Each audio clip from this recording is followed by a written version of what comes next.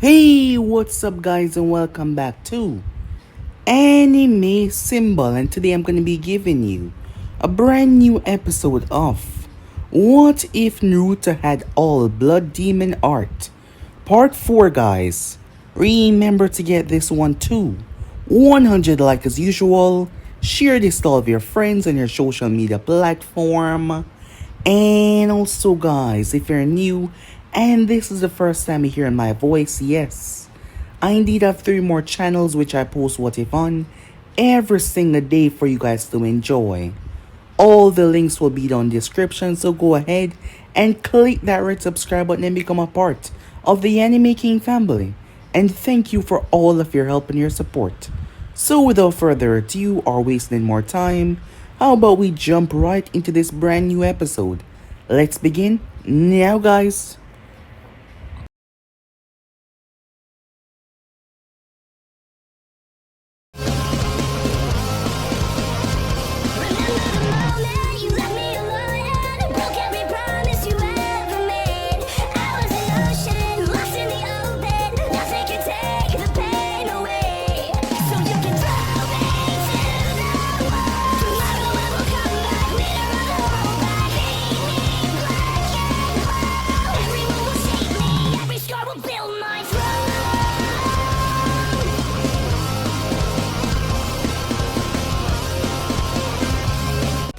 So, to do a bit of a recap from the last part that we left off, things went bad as Haku woke up.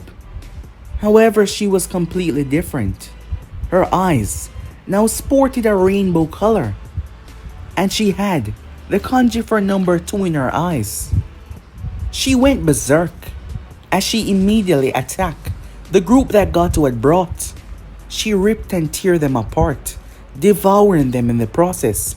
It was a rather gruesome and bloody scene. Both Kakashi and Naruto were shocked by that, as Naruto was more so shocked that he turned her into what he was. He was terrified and disgusted with himself as she went on a rampage. She went after Kakashi next, but Naruto quickly jumped in the way and stopped her. As Naruto realized that he couldn't do this, he couldn't allow someone else to live with this burden that he lived with, as he tried to make her snap back to reality. As her eyes, the realization hit, she started to lose her mind. Naruto's hand, his nails, and the veins in the back of his hand went rather pronounced. He sent it right through her chest, destroying her heart. However, to the both of their shock, her heart regrew. Not even that was enough to end their life, as Naruto turned to face Kakashi and made a decision right there and then. It was some time later that Haku finally came to, as her arms were shackled with chains.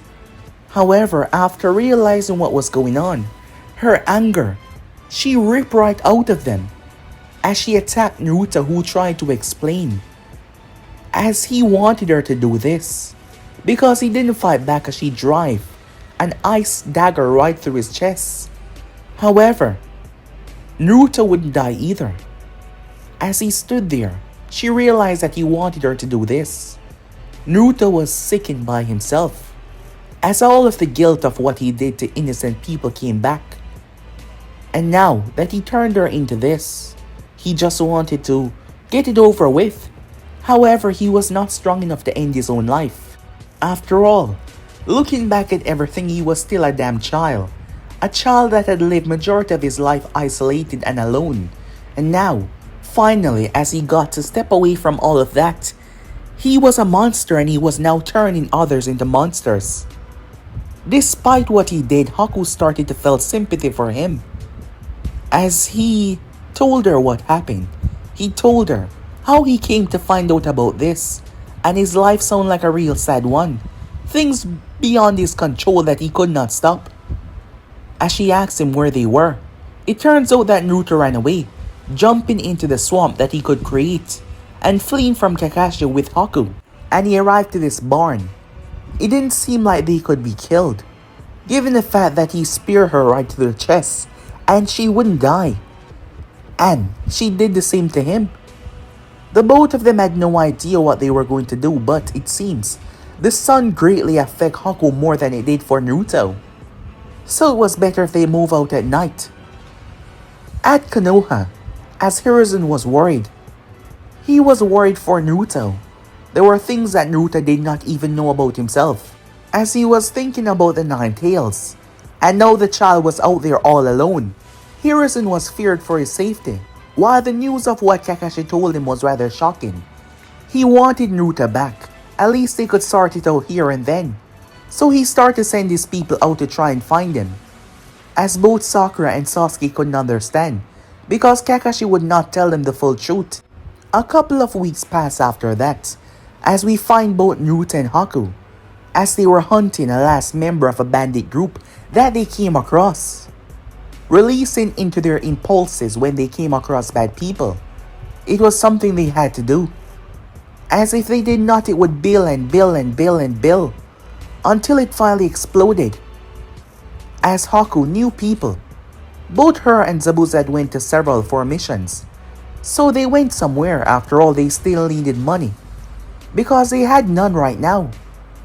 It was a good thing though that their body did not seem to get tired that quickly, as they had a lot of stamina.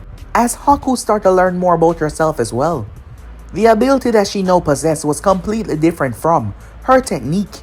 This was vastly more powerful, and the ice that she created could freeze someone inside. Yes, it was vastly stronger. As they met someone, as they were given a mission, it was simple. They were supposed to retrieve an artifact. It was a very dangerous stroll. The problem was the people that they went after was a rather powerful group. They were known as the Sound Four. It consists of a girl named Teiwaya, a large man named Jirobo, Kidomaru, and Seikon as well. As the group started to fight, both Naruto and Haku, they had them outmatched because their bodies could not be physically damaged that easily, as they were able to remove Jirobo's arm. As Naruto stopped holding back, he was able to treat Teiwaya like she was nothing, as his speed seemed superior, but it turns out the Sound 4 was also holding back, as he started to tap into a very dangerous power known as the Curse Mark. Unfortunately though, Naruto watches Haku fly. Someone else arrived and took her out, placing a very complex seal on her. The person was none other than Orochimaru of the Sannin, a very dangerous, powerful missing nin, who has come across something that he never thought he would ever find. As he watched, he had watched as the Sound 4 faced this group. He watched as Kidomaru aimed for the girl's heart, but yet, she walked it off like it was nothing. Were these children truly immortal? He wondered to himself in delight. If that was the case, he was going to find out every secret that they hold in their flesh, as he was able to subdue and bring them with him. So yeah guys, basically as we left off, you guys can switch across and play check for yourself. So we'll say we jump right into this brand new episode. Let's begin now guys. It has been months, as Hiruzen was fearing the worst. He had to reach out because none of his people were getting anywhere close or finding any clues. He reached out to none other than the Sannin Jiraiya to give him word about his godson. The Sannin was shocked when he heard about the boy being missing, as he decided to try and find him.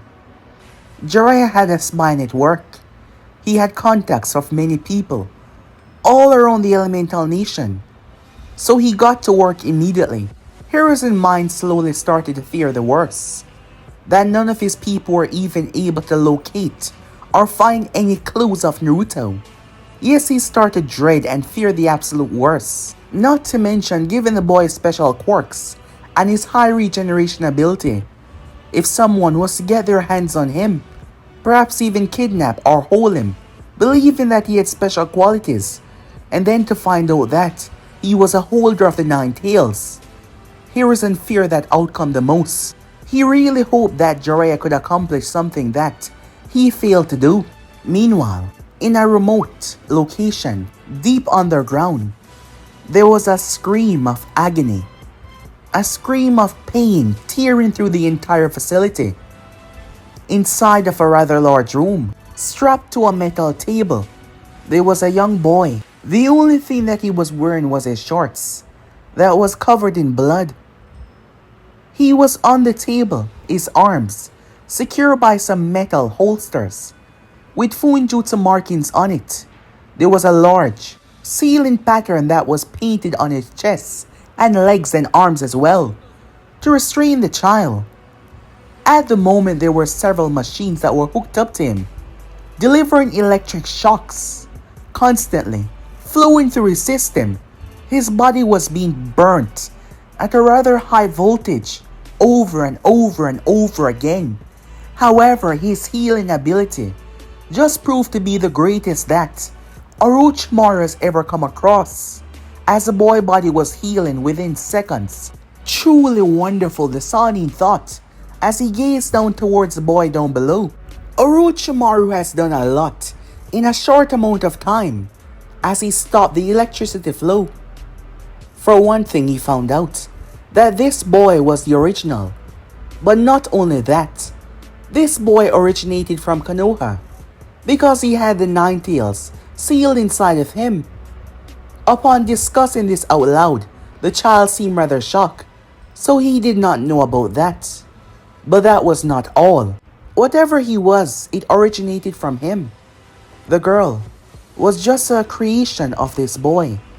His blood, that is what made him special. Orochimaru had decided to test that, injecting one of his own with the same blood. He had watched as their cells had mutated. He had watched as their body composition had broke down and changed. Things that never affected them before started, like the sunlight. The sunlight was painful to them. Not truly deadly, but it seemed to weaken them. However, unlike the girl that possessed rather remarkable eyes, his eyes look rather normal, except for the new tint that they possess. But his eyes did not possess a number. Orochimaru spent the next 3 days trying to see if the boy could be killed. He tried absolutely everything on his test subject, while he would not risk the life of the young boy and the girl that he found because he needed them. More so the boy though, but he also needed the girl because he needed to know why she was stronger than the one that he created. Was it because this boy had created her? After enough torture sessions, the boy had spilled every information that he knew on how he created her using his blood. But why, Orochimaru was curious. Why didn't the test subject that he injected with the blood not have a kanji in his eyes, and why was he not showing any extraordinary trait like being able to manipulate ice? And the healing ability was also extremely slow compared to the original, which is known as Naruto, and the girl was Haku. Orochimaru had tried to kill his own test subject. He spent 3 days using everything that he could, but they all failed, ripping his heart out, opening up his brain, everything. However, that is when he came across something rather special. It was by accident as he decided to combine the blood of Naruto and the blood of his test subject. That is when he realized something truly amazing. Naruto's blood had completely devoured his test subject's blood. It had corroded and it had destroyed all the cells inside, completely wiping it out. So Orochimaru got a blade and infused the blood inside of said blade, using his chakra as a combining element. He then drives said blade directly through the heart of his subject. However, strangely enough, while it weakened him, it did not kill him. He then proceeded to take his head off, and that is when he realized what could kill them. The cells of the neck, they start to corrode and they start to die, infecting the body, and the head could no longer reattach. So that is what could end the other creations, the off-brand members. His blood could kill all that he create. However, he also believed that his blood could also make them stronger, because before it overpowered it, it seemed to be uniting until something went wrong. However, Orochimaru believed that he was the only one that can do this. Without his control, the blood would always set back to eradicating anything that was similar to it. So that means he had to be the one to willingly do this. Now that was rather interesting. Removing their head with the original blood was the only thing that could kill them. He hadn't tested this on Haku, of course, because he was still interested in finding out why did she gain special ability and why did she possess a kanji in her eyes. That he was more curious about. If he was going to use this to empower himself, he needed to know all the downfall, and he needed to know what he needed to make himself the more stronger out of all. So, Orochimaru kept on pushing Naruto's body to the absolute limit, day after day. He gutted, he sliced. The child experienced pain that no normal human could ever fully understand or their body could fully fathom. However, through it all, he always regenerated. He did the same on Haku, but he did not went to the extreme by removing her head with a blood-covered blade. Orochimaru had a field day, testing their limits, seeing how much their body could take before it fully regenerated, by bathing them in acid, by injecting them with the most deadliest poison known to man, infections, disease. As he put them through hell and back, he started to smile more and more, realizing that their regeneration was beyond anything that he's ever come across or anything that he's created. These two, especially Naruto, will give him what he desired, because unlike the offsprings that his blood created, his blood would not kill him. So Orochimaru truly wondered if he was immortal, truly and utterly immortal. Maybe not. However, he's not found a single thing that could end the boy's life. He had to be careful though, because he did not desire that, although he did drain a large amount of his blood. The sealing art that he had placed on the both of them were working well so far. Orochimaru was not ready yet to begin his assault to create armies of immortal creatures that would be by his side, and the only thing that could kill them was in his possession. However, he had to leave. The Chunin exams was coming around. Orochimaru already sorted out his plan with the hidden sand and his intention to go to Konoha. Having the reanimation of the first and the second Hokage and the fourth, he did not believe that he would ever lose. So, this will have to wait until he returned. Orochimaru made sure to set extreme precautions to make sure that they would never ever escape, as he left behind a large supply of his ninja here, and one of his more special ninja. Her name was Gurren. As she wasn't alone, she was in charge of a smaller team. They were similar to the Sound 4 but much weaker in comparison. At the moment, inside of a sealed room, Naruto was suspended. His arms were shackled to the wall. Orochimaru had shackled his arms up high. As his body hung, his legs were shackled down to the ground, and there was a large chain wrapped around his stomach that attached the wall behind him. The room was extremely cold, as the sun had realized that it slowed down his blood flow. Orochimaru had believed that the seals would be able to sustain and hold him back. However, he noticed something strange. The blood that coursed through his veins, it had nothing to do with chakra. While the boy did possess chakra, the blood, it had nothing to do with it. As for Haku, while she did possess chakra, it wasn't normal. It could be classified as such, but it wasn't actually chakra. It was a strange energy that was coursing through her. Perhaps it was the blood that he gave her. It had supplemented into a new energy that was sustaining her. As the ice particles in her body, she was able to generate them without any help from this energy either, as it seemed to just power her limits in terms of her physical strength and her stamina as well. The room that Haku was in was extremely hot. Orochimaru had placed her in what seemed to be a coffin, as there was a lot of fuinjutsu and chains melded together. The room was an extra precaution as well, because she had shown the ability to manipulate her ice, despite the seals being on her. Despite her body being in a state of paralyzation, she was still able to create ice around her. That is why the Sanina did her like this, to make sure she wouldn't be able to do anything. Guren, one of his most trusted, was standing there. Orochimaru-sama was out and busy, having other things to do, as she was given the direct task to make sure that these two were guarded. Standing by her was Gozu. He was a very large man with black, beady eyes, as he was her number 2. He was the one that listened to every single thing that she says and get it done.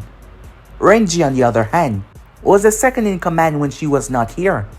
He reported to her as well, as he and the group did not have any interaction with Orochimaru.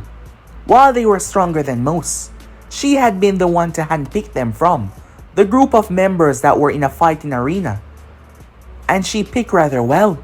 Inside of the rather intensely hot room, Haku felt her body immobilize, as she wasn't able to do much. She was fully awake, but her body was not responding to her.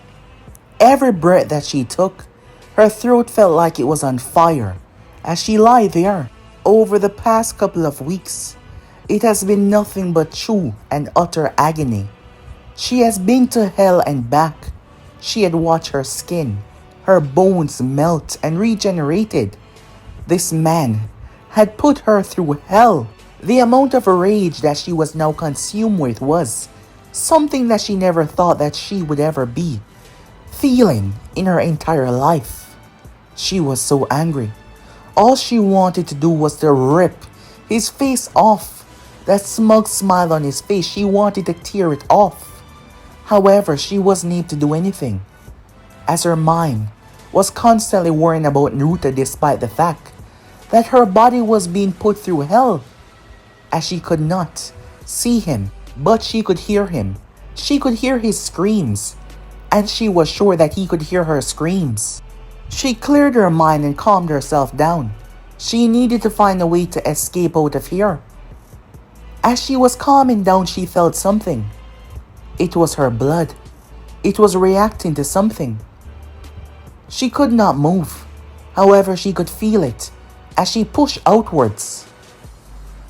"Where am I?" she said, confused as she looked around. She looked at her hands and her legs. She was standing, blinking in confusion. She heard something as she stepped forward. Her eyes widened. Naruto? He slowly looked up. "Go away! Leave me alone!" he shouted at her. Haku was taken aback. "Naruto, it's me." "No, it's not. It's not you. Now leave me alone.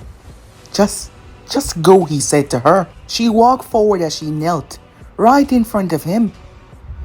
As she made him look at her, "It's me."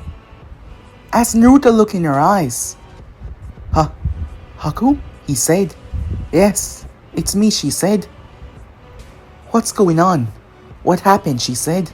Naruto started frantically scratch his head. "They kept on bothering me. They kept on coming over and over and over again." "What are you talking about?" "I don't know," he said. "They said that it was you, but it wasn't you. They're telling me that I need to do something, but I don't want to. I don't want to lose who I am. I'd rather die as what I am right now." "Shh, calm down," she said. "What are you talking about?" "He's done so much. The pain, it was unbearable. I wanted to die over and over again, but I could not. He kept on pushing and pushing and pushing and pushing me over and over again, and I just wanted the pain to go away. I just wanted it to go away. It wanted me to hand myself over. I refuse. Wait, who wanted you to, she said. They had your face. They had my face. They just wanted me to hand myself over, but I just wanted the pain to go away. It's alright. They're no longer here, she said. It's me. Look at me, she said once again. It's me. As Naruto took a deep breath, Haku felt free. All of the pain that she was experiencing, it was no longer bothering her. She felt free and so light. However, it seems it was much more rough on Naruto. It was hard on him. It was literally breaking his mind. I'm sorry. He started to apologize over and over again. I can hear your screams. I'm sorry I brought you into this. I'm sorry I did this to you. He said, gripping his hair, tearing it out. However, Haku simply enveloped him in a hug. It's alright, she said, holding on to him. No, it's not, he said, getting up as she released him. That is when she noticed his arms were shackled. His legs were shackled as well, into the darkness that was all around, as she could not quite see what was holding him back, because she had no shackles on her, but he was covered from head to toe. She looked at him as Naruto kept on shaking. His mind was not stable at the moment. He kept on erratically moving all over. Why was he shackled? And she was free. She couldn't understand. Look at me, she said. It's alright. As she tried to sway his breaking mind. It's not. How can you say that? I heard your screams. Yes. What he's doing to us. It's painful. There's no doubt about that. And he's not stopping anytime soon. He intends on breaking us to find out the secrets of our body. But we can't allow him to win. We need to get out of here. We need to escape this place. No, we can't, Naruto said. We're monsters. We deserve it. I've killed innocent people for no reason. I turned you. I robbed you of your life. And I turned you into something that is feeding on humans. You go. I don't deserve to live anymore. She grabbed him as she pulled his face upwards. Look at me. At first, I detested what you did to me. I was so angry at you, the world, everything, for what you turned me into. However, it's the first time in my life since my father tried to kill me that I felt free. Even with Sabusa-sama, I simply can't understand. But you, as we traveled, despite having no money, despite having nothing to our name, as we see ourselves as demons, as monsters, I felt so free, so alive. And I was happy that you were with me every step of the way. I knew that I blamed you. I even tried to kill you. But now, things are different. Despite what we have to do, it's the first time in my entire life that I feel alive. That I feel like I'm actually living. And it's all because of you. So stop blaming yourself for my downfall. This is no longer your burden to carry. I'm alright, she said to him. Naruto looked up towards her. You are? Yes. I no longer want to die. I want to continue traveling at your side. Despite what we have to do. I want to live my life. And I want to enjoy it. So please, I'm begging you, don't give up. Don't leave me, she said to him. As Naruto looked at her, his hands releasing from his hair, Orochimaru had done a true number on him, breaking his mind, the pain. It was too much for him to go on. But now, things are different. As he looked at Haku, the greatest burden that he was carrying. However, hearing those words from her lips, it brought this sense of peace to him. And he realized that the Sannin had the way of killing them. Despite the fact that Naruto was shackled down and weakened, he was still able to hear quite well, and he heard the way that they could kill them, but not himself. While he didn't know if it would work on Haku because the number in her eyes, but he didn't care. He was going to free her. Naruto got to his feet as he stood in front of her.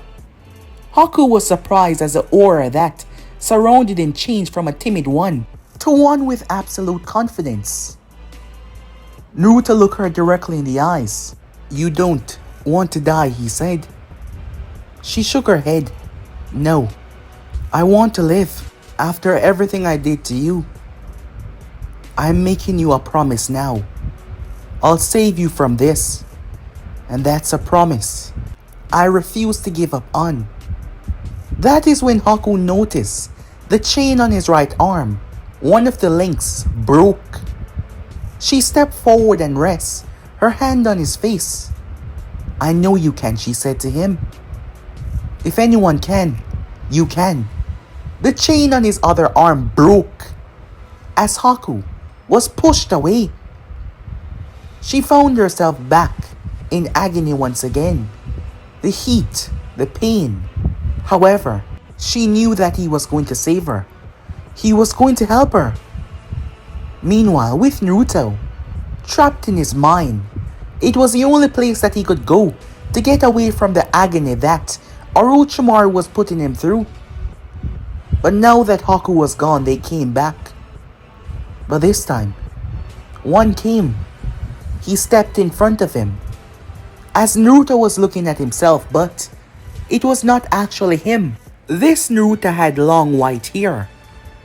He had red markings all over his skin, strange whip-like tentacles coming from his back. There were arms open up on his arm and legs, showing vicious white teeth. Veins were popping in his eyes. The mere presence of him was giving off a deadly aura. This time though, Naruto was not cowering away. "I told you before, these bonds and these shackles cannot hold you.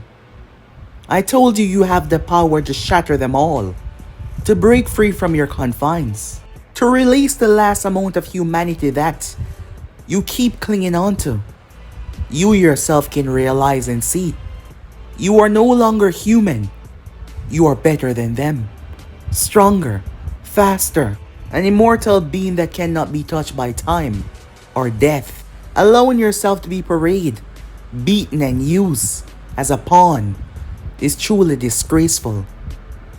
But now you have something to fight for. That girl, if you don't do something, she's going to die. And you know it inside that she can die. So get up, free yourself, relinquish your bonds, relinquish your humanity." The being that stood in front of Naruto was the aspect of the power that was coursing through his veins. Naruto was the holder of the 9 tails. That was truthful, but it was also not quite correct. On the day of his birth, on the day when Minato Namikaze sealed half of the 9-tailed beast within Naruto, the 9 tails was awoken in darkness. Instead of the cage, he was awoken in darkness. Naruto's body was not natural, nor was it normal. The Shinigami, the god of death, had even seen that this child was not a normal child. From the moment life was breathed into him, from the moment he took in the fresh air, his pale skin, his unusual eyes, his body was not natural. The 9 tails found itself situated within darkness. The next thing it knew, something started to bite into its chakra, literally ripping out chunks and pieces out of its chakra. Piece after piece, time after time. The beast tried to fight them off, but it could not. The very essence of this body was overpowering it. And because of the seal, the Nine Tails could not fight back. He could not try to overwhelm this force. Naruto inside was created of many things that had once left this world. Demons that was not supposed to be here. His body had been forged from a life beyond this universe itself and returning into him. His body had been birthed unnaturally to something that should never happen, an anomaly if there ever was one. The Nine Tails, the massive beast, the power that was coursing through the Nine Tails was devoured, and all of that was pumped into dozens and dozens of others. Every single one of these powers that Naruto could wield was ingrained into him. It was a part of him. The ability that Haku possessed, Naruto passed that on to her. He also was able to use it, but throughout his entire life, to kickstart his process, all he needed was the taste of human flesh. And the moment he sunk his teeth into that guy, and then he went after the woman, it triggered everything inside of him. The Nine-Tailed power was still coursing through his veins, but it was coursing through them. Looking forward, Naruto saw several different beings standing in front of him. The one that looked like him with the white hair stood there as their leader, while the others behind him, each of them had a kanji in their eyes as they stood there. The first one, he had 6 eyes with red hair. The second had white hair, and his eyes were the same as Haku, with a kanji for number 2 in his eyes. The third one, he had red hair as well with lines in his face. The fourth one, there was 5 of them, and they possessed horns, as they stood as a group, with a smaller one at the center of them. The fifth one was a strange looking creature, as his body was emerging from a pot. As Naruto looked at him, standing there as well was what seemed to be a brother and sister, and a lot more. The numbers, there was so much of them, as there was one of them with hands on the back of his arms. His eyes, green. All of them were looking at him. There were some that looked like spiders. The range and list went on and on, as Naruto watched as all of them fuse into the white hair form of himself. His body started to enlarge and ooze with power. Now, you can finally see what you are. You can finally understand just who you are and how special of a being you are. It is finally time for you to break your shackles, let go of your humanity. At first, Naruto was denying doing that because he didn't want to be a monster, but the one person that he doomed to save her, he would give himself over. To truly fuse and understand his birthright as whatever he was. Naruto stepped forward. The chains that were holding him back due to his own weakness and due to his own mind started to break. His other self stepped forward. As Naruto stood in front of him, there was only one chain left wrapped around his torso. However, his other half shoved his hand directly through his chest and gripped the chain that was around Naruto. He held on to it and squeezed it until it shattered. With that done, a smile sprung on his face. All of the whips and vines that was on his back dug into Naruto's skin as he screamed. As he literally started to rip Naruto apart and fusing inside of him, Naruto dropped to his knees. In the outside world, his hair also started to change as well, from yellow to white. As Naruto's body started to move and shackled, the shackles that bind him, they started to jingle. Gurren, who was nearby speaking to the team that was under her command, heard the sounds. She made her way. Hey, what the hell is going on in there?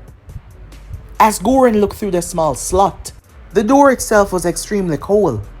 If anyone was inside, their body would be put in a state of hibernation. As Goren tried to see, but there was so much steam rising up. Wait, steam?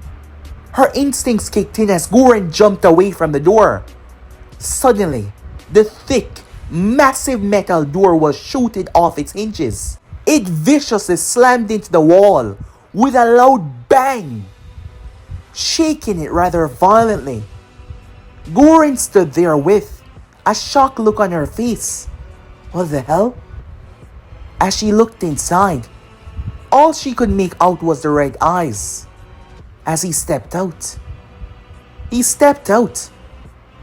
his body had went through extreme changes. Every single thing about him was different. Now possessing long, white hair that went down into his back. He wasn't wearing a shirt, and yet there was red markings that covered his chest and arms, making it look like one. As he was in his black shorts, there was nothing on his feet. He had grown even taller. As he stood there, his long hair flowing down his back, his arms looking more muscular, as his nails were a little bit pronounced. His eyes had veins in them that were popping, it seems. His red eyes looking vastly more intimidating and deadly. There were red markings that came down from his forehead, stopping right above his eyes. As he released a breath, and a cold steam came out of his mouth, Goren and the others quickly regroup. As they turn, mostly Goren as she looked towards the door.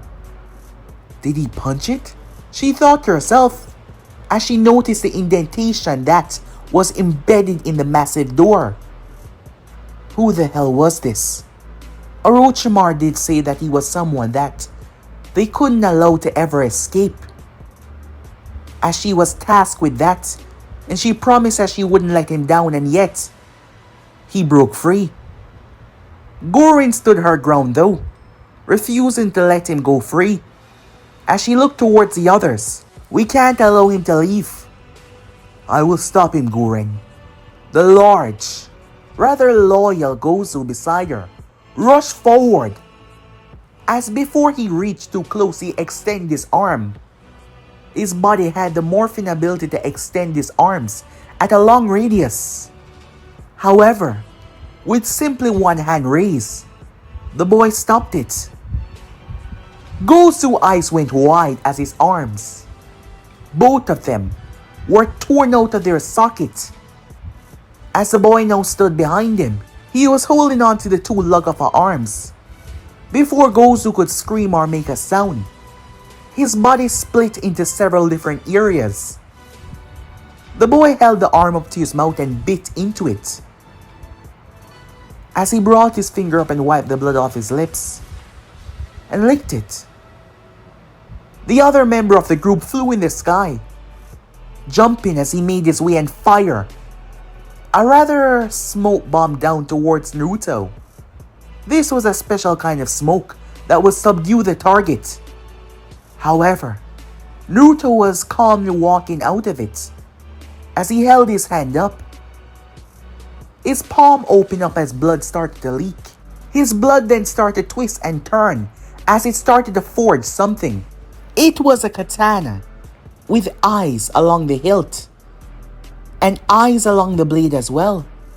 However, this katana had what seemed to be extra blades sticking out of the side of it, 3 of them in total. It was red and black as he swirled it in his hand. He then blurred away, his body covered in a blue aura. Super speed, as he was now in mid-air. The short guy that threw the smoke canisters towards him, eyes widened in shock, as Naruto twirled and slashed. He cut him in half, as both parts of his body fell down to the ground. He cut him in half. Suddenly, something wrapped around Naruto. It was the third member of the group, as his body was a weird, jelly-like substance, as he tried to crush Naruto's bones. However, Naruto's blood started to drip from his right hand, which turned into a black substance, a shadow. The next second, 3 wolves created from that shadow jumped and bit into the blue man. He screamed as they started to rip his flesh apart, freeing Naruto in the process. Renji, who was in mid-air, released a fire technique to consume Naruto. However, Naruto held his hand out and pink flames swallowed his. Renji was able to move but not fast enough. His right arm was burned beyond recognition as he landed, jumping away to Guren's side. "This is bad," he said, sweat running down his face as his arm was all messed up. This went worse than he thought. However, Naruto blinked away, now standing in front of the door. "We can't allow him to free the other one," Guren shouted, realizing that the group had been basically wasted. As she quickly gave the alarm, the others saw ninjas. They could be used as pawns to overwhelm him. However, it was her time as she brought her hand down after flying through hand sign. Guren created a massive crystal dragon. The dragon surged towards Naruto, but he ripped the door off the hinges with his bare hands and threw it. The dragon went around it though, as it tried to hit him and take him out. But before it could reach too close, Crescent Moon Blades. He spoke for the first time and created a tornado of Crescent Moon Blades with his sword. Guren's attack was ripped to shreds as Naruto stepped inside. Guren cursed, flashing through hand sign she had to buy time. She slammed her hand down and created a crystal wall as she pumped a large amount of chakra inside of it. This was bad, as the metal doors could not hold him, but her crystal were much more durable. On the inside, Naruto ripped the lid off what seemed to be a coffin. As Haku's eyes were still closed, he tore the chains off her. Naruto then stepped on the ground hard. The cracks that were on the ground released steam, but this was no normal steam. It was coal. It spread all over the room. As Naruto reached down and drive his claws deep within Haku's chest, pumping his blood into her. Her eyes snapped open as he kicked her body into overdrive. Haku was supposed to be vastly stronger, but it was Naruto's weakness that made her weak.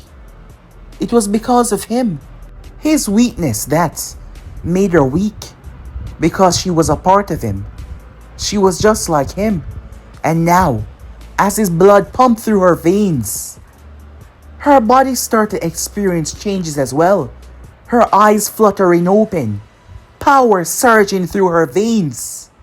The entire room exploded in a cold chill. Guren was shocked as a wave of energy cracked her crystal. "Shit," she cursed. As the sound ninjas flooded in, she quickly shouted at them. As Guren felt another wave of energy, but this time it was directed towards her crystal. Guren was shocked when it froze her crystal. But that something like that couldn't be possible, she thought to herself. The next second, it exploded outwards. The sound ninjas rushing in, doing as they were told. However, a cold chill swept through. 34 of them were immediately frozen. The others watched as their comrades, their bodies stiffened and frozen up. They stood there with a shocked look on their face. Someone flew with immense speed and started to rip their frozen corpse apart. Guren felt a sensation behind her. Her entire body felt like it underwent a severe chill. When she turned, someone bit clean into her arm and tore it out. She screamed as she jumped away. Guren couldn't believe it. Her body was covered by her crystal, How was Teeth able to break it? Standing there was Haku, as she licked her lips, wiping the blood off her mouth. "This is so amazing," she said. Her face was in a state of bliss. Her eyes were closed as she munched on the flesh that was in her mouth before she swallowed, showing off her long canines as she grinned at Gurren. Gurren gripped onto her wound, using her crystal to bear the damage that was dealt to her. Gurren wondered why. Wasn't she hearing anything? When she turned, she was mortified. Standing there was the other one, but that was not the problem. Every single sound ninja, they were all dead. Down to the last man. They were all dead. As the whips slowly started to retract into his back, he looked at her before he tilted his head to the side, like he was warning her. Her eyes widened as she ducked, dodging Haku's arm. She twisted and jumped away. However, she quickly created a crystal blade and deflected and destroyed several dozen ice spikes that were sent towards her. The moment her feet touched the ground, she spun and crossed her arms. Haku's fists lodged into her guard. She was thrown. Boom! She crashed into the wall. Gurren dropped to her knees as she spat out blood, her body racked with pain. As Naruto was standing there at the left, Haku was at the right. The both of them looked at each other as a smile mimicked on their face. Gurren prepared herself as she used her crystal to empower her form. The both of them blitzed forward as Gurren was ripped in half, her upper half flying in the air, her lower half flying down below. Each of them grabbed onto a piece as they sunk their elongated teeth into her flesh and ripped it out like it was absolutely nothing. There was no remorse in Naruto's eyes, no empathy. His eyes were cold and bloodlusted. Haku stepped towards him, dropping Gurren's corpse. "How do you feel?" she said, holding on to him. I feel bloody amazing," said Naruto, as his eyes were lighting up in delight. "Truly accepting myself was something I needed to do a long time ago." "What about you?" he asked. "Even before, just being by your side, it was amazing, but after what you did, it feels like my entire body is alive and surging with power." As she licked her lips. "And this is only the beginning." "Yes, it is," said Naruto. "It is only just the start. Others should feel this way as well. A selective few that we shall choose." "You mean?" "Yes. I had an epiphany. I'm not a monster. I'm a being above humans. I'm above their level. I'm superior. I'm immortal, ageless, unbound by the hands of time and death. I am truly their superior in every single way there is. And it's time that I stop hiding away from that." Naruto grabbed her, now much taller than her, his arm around her waist. "And I want you there by my side, through it all." She looked into his eyes. "I will never leave you," she said. She jumped, wrapping her legs around his waist, as their lips intertwined, smashing together. That was a scene that a few other sound ninjas that were away from the base, returning to this section, came across. And well, they shouldn't have come here, as their bodies were torn apart just like the others. Time skip. Orochimaru was not doing so well. The reason why he had to leave was simple. Because of the invasion that he had plotted on the Hidden Leaf. However, that accursed Jiraiya was there. He was able to stop the attack of the One Tails, and word was given to the Sun, and their forces pulled out. His sound ninjas did not stand a chance on their own, and he thought that he had Hiruzen, but that old fart took everything away from him. He took the reanimations by sealing them with himself. But not just that, he took his arms, and now he was incapable of using ninjutsu.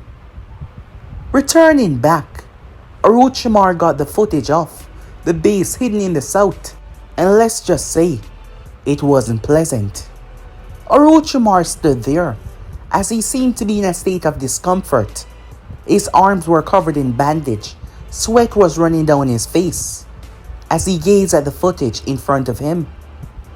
On said footage was Naruto and Haku, ripping his base apart, tearing every single person apart. A look of grimace passed his face when he lost Gurren. She was loyal and strong, but now she was gone. The Sannin was furious. How? He made sure everything was there. He had set for every precaution, and yet they were still able to overpower everything that he did. Orochimaru watched as he rearranged the bodies.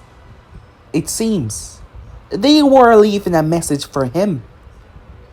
They started with Gurren's head. As he read it, seeing that the camera was up more, able to see it rather clearly. "We're coming for you." That was what it said.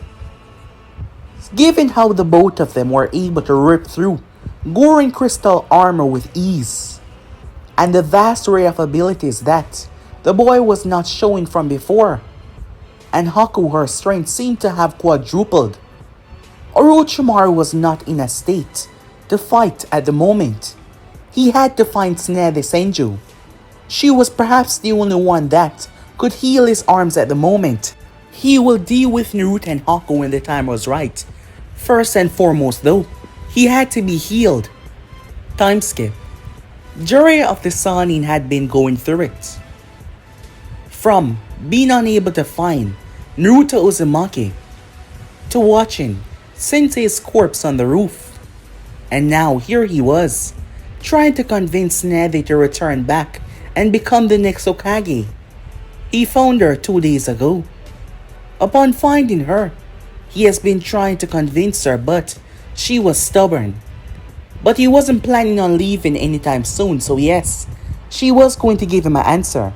And that answer was going to be yes. He could be quite convincing when he needed to be. While he would rather be out there looking for the kid, this was something that he had to do for the village before moving on once again. He had to ensure that the village was secured, as he had to sit down with her.